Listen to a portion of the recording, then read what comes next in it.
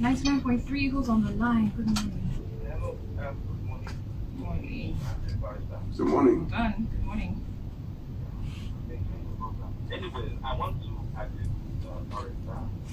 He said something about this relationship or record it online. And I have a friend. Okay. So we saw a chatting and making video call. This happened, I think it was last month. So the guy came to Nigeria and they prepared for the wedding and traditional marriage. So I went to the airport to meet my friend and we went to see the lady. On getting there, the guy's camp has changed. So what he was doing online, what he was doing on video is quite different from what he saw. I tell you, this guy, he couldn't get married to this lady and he just stay about it. So I don't really encourage or advise people to go on this online dating. It doesn't work it at all. So the guy told me about this this marriage. This is not the lady I used to see on video.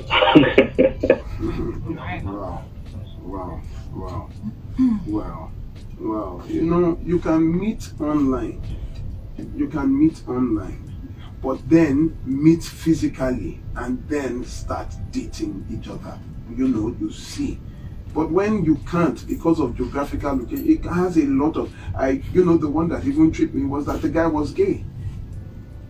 After 1.5 years of marriage, the wife came to me and she has to beg. And then his birthday wish was that they have a threesome, that is, invite somebody into their, and she was like, okay. She said, okay, for eventually, after all arguments, she now said, okay, she would bring somebody, just to make him happy. And the man said, no, don't worry, that he would bring somebody. And then, she thought it was going to be a girl until another man walked in.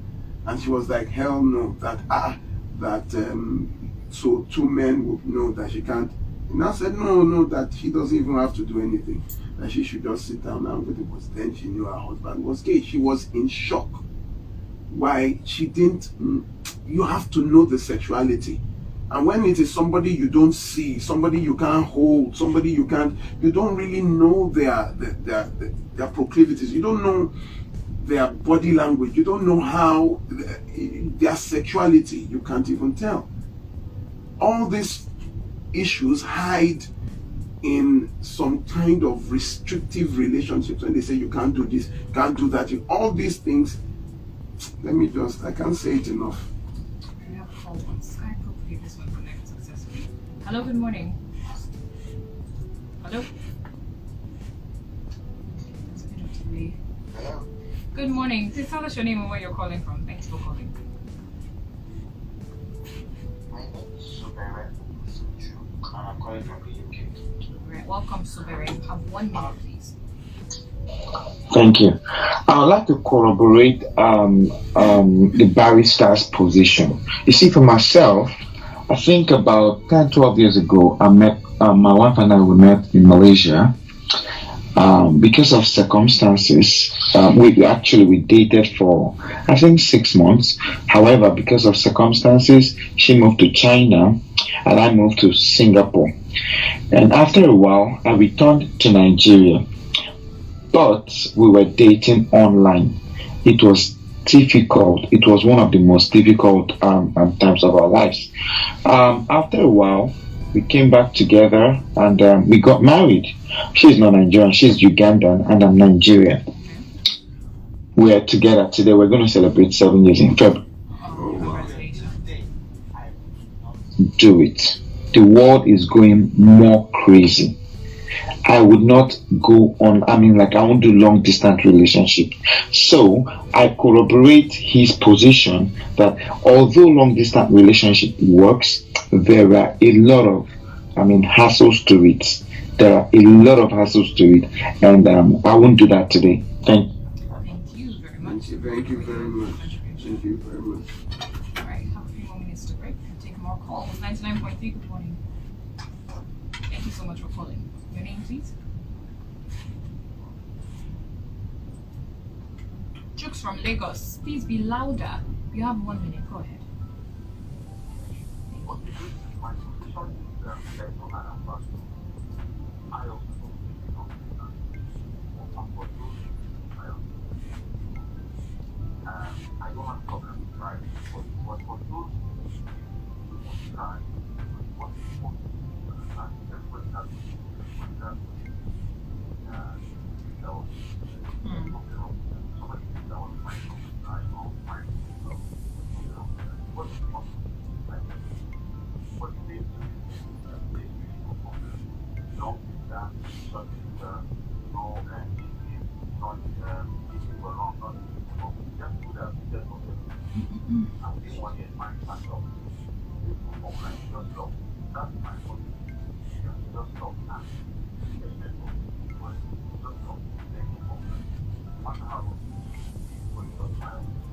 There are people that. Your 1 minute is almost up. Right, okay. Anyway, I think I've made my point. Yes, you have. Thank you. You know, there's something scary about that when you say that everything is love, because I'm just thinking, you know, could it be like you are betting, like Naira bet or something, marriage is, 50-50. It would be a very scary thought that, let us just go into this thing and 50-50. There are reasons marriages fail. Obvious reasons marriages fail. And it is what we have committed to enlightening people on some things that you can see. Probably a lot of us were not taught. All of us learned on the streets. All of us learned from friends, from other people's experiences. We deal with this. I've been doing this for going to 21 years. And I will tell you that what we have seen, most of them were avoidable if only they knew better. If only they knew better. So the thought or the conclusion that it is just luck is wrong. At Emmanuel 2288-2015 says, good morning, barrister. If this marrying from a particular tribe, I guess you mean concerning this marrying from a particular tribe, why is it that when it's involving marrying what I believe is a rich person, they no longer talk about traditional, like yes, you must be from your place? At Samuel, that's a good point. Actually, I mean, if you Dangote is asking for your hand, they won't say his house. You will never hear of tribal. You just hear name Dangote is asking you. Samuel Okoji 1 says Olumide is deceiving women, putting the Bible upside down. I pity those women listening to him. At Eli Derry 1 says, good morning, Olumide and barrister. My question is it possible to have 100% right traits in any individual? No. If no, don't you think people will end up in relationships regardless, since it's impossible to have all the right traits? You see, what you need is a 70-80% because you are not perfect yourself.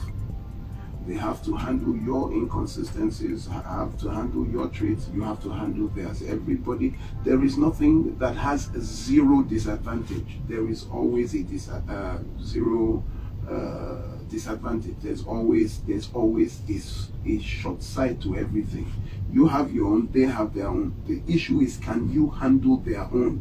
And that is what you should find out before you marry the person. Can I handle this? Can I take this for the rest of my life? That is the issue. All right, and Brother for sure says, from today, I'll be calling you barrister Olumide Omosebi encyclopedia because you're well informed. Thanks for all you're doing.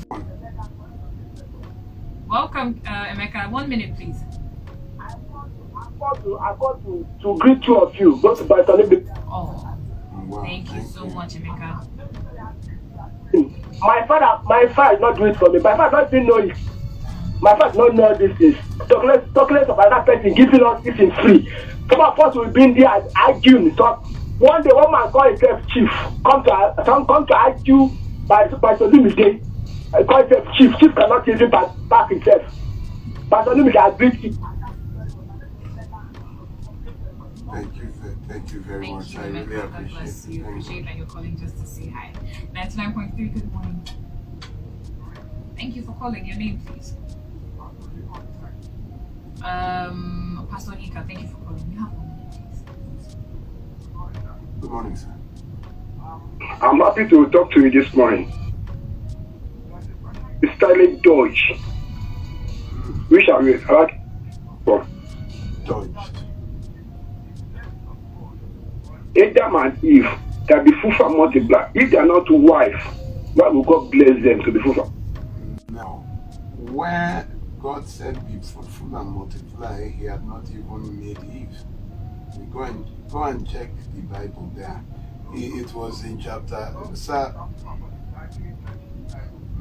Was it where after, sir? Was it? Adam and Eve were be after the flood again? I'm asking you a question. You said after the flood. Was Adam and Eve after the flood again? God has blessed who 2 times? Please.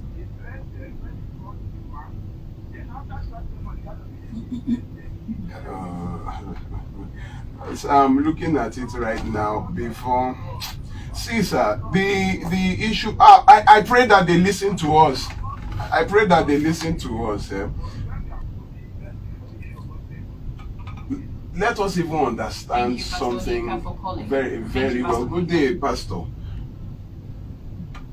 What is the basis of this? It is that some people are saying that because God brought Eve to Adam, then it is God that must give you your wife. Then they tell you that it is spiritually discerned a wife.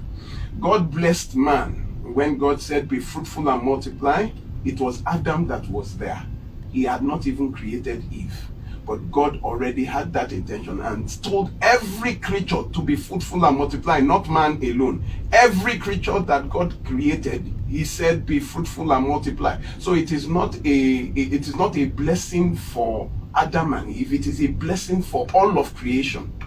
Now, we are not talking about whether a man should reproduce or not. That is not the question here. It is spousal selection. So don't exaggerate or amplify what I have said and take it out of context. I am telling you here that God does not, there is nowhere in the Bible that God told anybody, this is your husband, this is your wife. We have agreed on that because you cannot tell me it is in the Bible, first of all. So if it is not in the Bible, stop telling people, telling people to take permission from you.